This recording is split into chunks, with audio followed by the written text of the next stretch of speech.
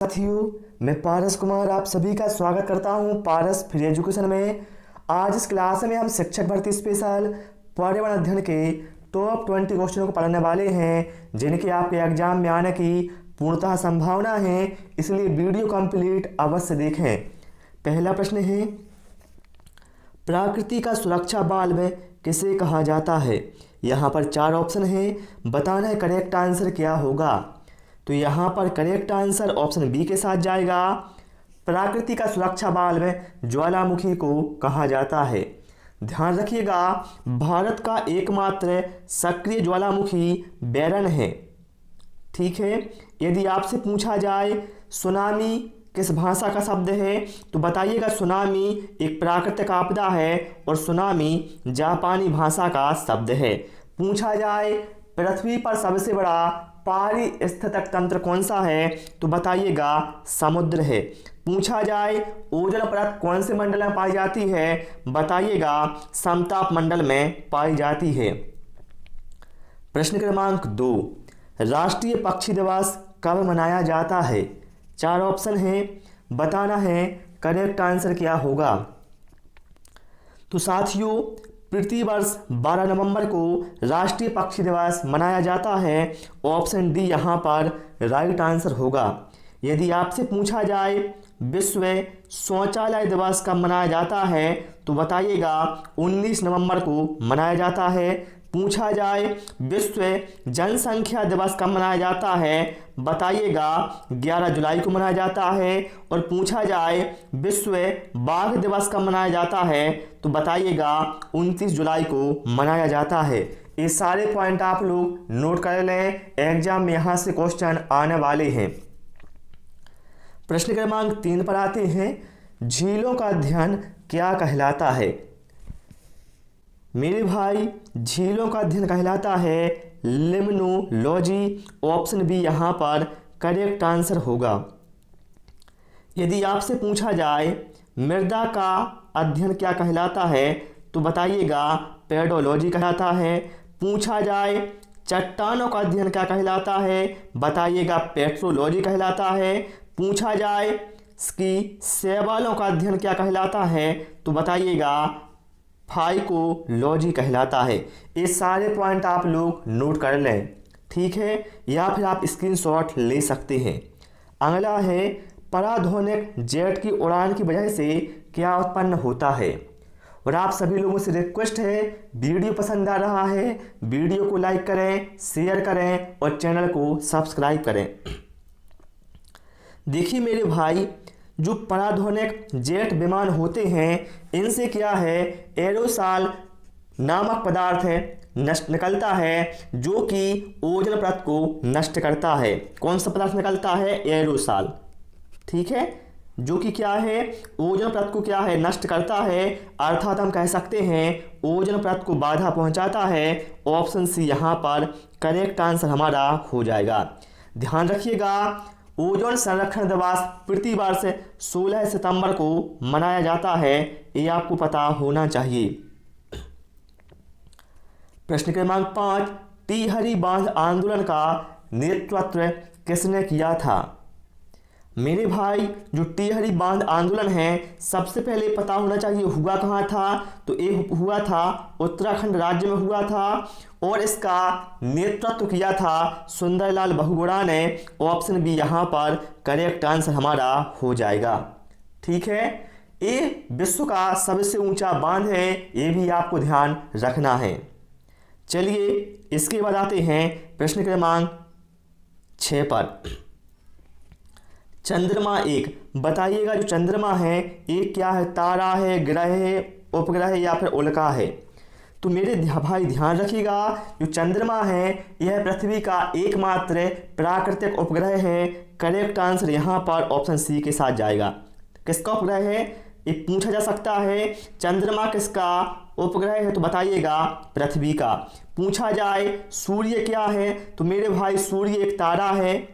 ठीक है, चलिए अगला प्रश्न क्या है, एलिसा परीक्षण किस रोग में किया जाता है?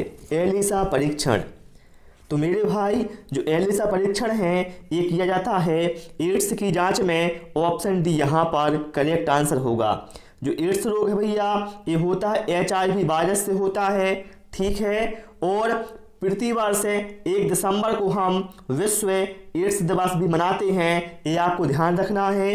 पूछा जाए टाइफाइड की जांच के लिए कौन सा टेस्ट किया जाता है तो बताइएगा विडाल टेस्ट किया जाता है टाइफाइड की जांच के लिए। क्लियर। यहाँ पर 20 क्वेश्चन पढ़ेंगे आप, आपके 40 क्वेश्चन कंप्लीट होंगे, ये बात आप लिख के ले लीजिए। विश्व में कुल जैव विविधता हॉटस्पॉट की संख्या कितनी है? देखिए विश्व लेवल की यहाँ पर बात की गई है। तो मेरे भाई विश्व में जो कुल हॉटस्पॉट हैं वो हैं 36। ऑप्शन डी यहाँ पर करेक्ट आंसर होगा।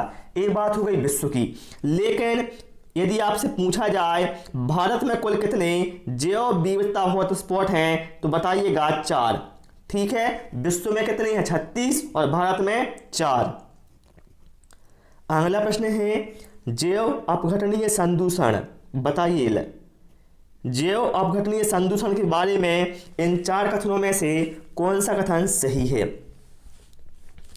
देखिए मेरे भाई जिन प्रदूषक पदार्थों का प्राकृतिक माध्यमों से अपघटन होकर निम्नीकरण होता है उन्हें हम कहते हैं जैव अपघटनीय संदूषण। जैसे जो हमारे घरेलू क्रियाओं से निकलने वाला मलजल होता है, इसका जो अपघटन है वो सूक्ष्म जीवों के द्वारा होता है, अर्थात ये कैसा है? जैव अपघटनीय संदूषण होगा। तो यहाँ पर जो करेक्ट आंसर है वो ऑप्शन ए के साथ जाएगा। जो जैव अपघटनीय संदूषण होते हैं यह प्राकृतिक माध्यमों से शीघ्र अपघटन हो जाते हैं, ठीक है। चलिए अगला प्रश्न क्या है? मौसम बदलने का क्या कारण है? आप लोगों ने देखा होगा मौसम बदलते हैं, सर्दी होती है, गर्मी होती है, बरसात होती है, तो ये सब होता किसकी वजह से है ये आपको बताना है। बताइए आप लोग 4 में से क्या होगा करेक्ट आंसर? सभी लोग इसका आंसर जल्दी से कमेंट करेंगे। और यदि आपको अन्य विषय के वीडियो देखना है प्लेलिस्ट में जाएं, आपको सारे वीडियो मिल जाएंगे, ठीक है। तो मेरे भाई आप सभी को पता है पृथ्वी सूर्य के चारों ओर चक्कर लगा रही है, ठीक है। और जो पृथ्वी है वो क्या है? अपने अक्ष पर झुकी भी हुई है, जो कि रीजन है मौसम परिवर्तन का। यहाँ पर राइट आंसर हमारा ऑप्शन सी के साथ चला जाएगा, ठीक है। अगला प्रश्न क्या है? घोंसला बनाने वाला एकमात्र सांप कौन सा है? ऐसा कौन सा सांप है जो घोंसला बनाता है? तो मेरे भाई वो है कोबरा, एकमात्र ऐसा सांप है जो घोंसला बनाता है, ठीक है। चलिए अगला है पेट्रोलियम किसका जटिल मिश्रण है? पेट्रोलियम मेरे भाई जो पेट्रोलियम है ये मिश्रण है ब्यूटेन और प्रोपेन का। ऑप्शन यहाँ पर करेक्ट आंसर होगा। यदि आपसे पूछा जाए जो LPG गैस जो हम घरों में यूज करते हैं जिसे कहा जाता है लिक्विफाइड पेट्रोलियम गैस, ये किसका मिश्रण है? तो ये भी भैया मिश्रण है प्रोपेन और ब्यूटेन का, ठीक है। यदि आपसे पूछा जाए प्राकृतिक गैस का मुख्य घटक क्या है तो बताइएगा मीथेन, ठीक है। चलिए निम्नलिखित में से कौन से सूक्ष्मजीवी जैव उर्वरक के रूप में प्रयोग होते हैं? बताएं आप लोग। साथियों ध्यान रखिएगा जो साइनोबैक्टीरिया हैं ये भैया ऐसे सूक्ष्मजीवी हैं जिनका प्रयोग उर्वरक के रूप में होता है, ठीक है। जैव उर्वरक के रूप में इनका यूज होता है। ऑप्शन ए यहाँ पर करेक्ट आंसर हो जाएगा। इनको भैया हम नीलहर शैवाल के नाम से भी जानते हैं, ये भी आपको ध्यान रखना है, ठीक है। चलिए अगला प्रश्न क्या है? किसी जगह के फ्लोरा और फना सूचित करता है? किसको करता है सूचित? फ्लोरा और फना। तो हमेशा ध्यान रखिएगा जो फ्लोरा है यह किसी भौगोलिक क्षेत्र में पाए जाने वाली विशेष वनस्पतियों के समूह को दर्शाता है, और जबकि जो फना है यह किसी भौगोलिक क्षेत्र में पाए जाने वाली विशेष जंतुओं के समूह को दर्शाता है। तो यहाँ पर जो फ्लोरा है वो दर्शाता है पेड़ पौधों को और फना जंतुओं को। ऑप्शन ए यहाँ पर करेक्ट आंसर हमारा हो जाएगा। चलिए अगला है रामसर सम्मेलन किससे संबंधित है। देखिए मेरे भाई, जो रामसर सम्मेलन है ये कब हुआ था, वर्ष 1971 में हुआ था और ये संबंधित है दलदली क्षेत्र से। ऑप्शन बी यहाँ पर करेक्ट आंसर होगा। यदि आपसे पूछा जाए कि आर्द्र भूमि दिवस कब मनाया जाता है तो बताइएगा 2 फरवरी को मनाया जाता है। कब? 2 फरवरी को। ठीक है।